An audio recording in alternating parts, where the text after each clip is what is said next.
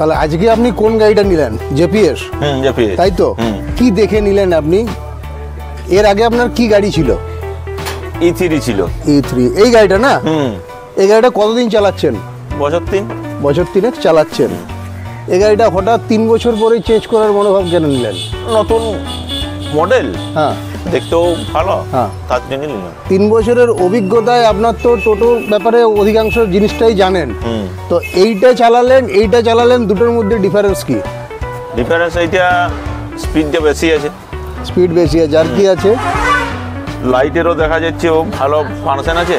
Function গুলো অনেকটাই দেখলাম ওইটার থেকে এইটা ভালো লাগছে। এটা লোড বহন ক্ষমতা কেমন আছে? লোড এখন যারা মার্কেটে চালাচ্ছে তাদের লোড বহন ক্ষমতা তারা কি বলছে? ভালোই বলছে ওরা, অন্যান্য গাড়ির থেকে ভালো ভালো বলছে। হ্যাঁ, মানে আর 5টা কোম্পানি যেরকম অ্যালাউন্স করে যে আমাদের গাড়ি ভালো, অনেক উঁচু জায়গাতে ওঠে, আমরা অ্যালাউন্স করি যে আমাদের পাহাড়ের গাড়ি, খালডোবের গাড়ি, সেই গাড়ি আছে তো এটা, এবং চালিয়ে আরাম আছে। এটা নিয়ে আপনি সন্তুষ্ট? যাক, আপনার নামটা বলুন।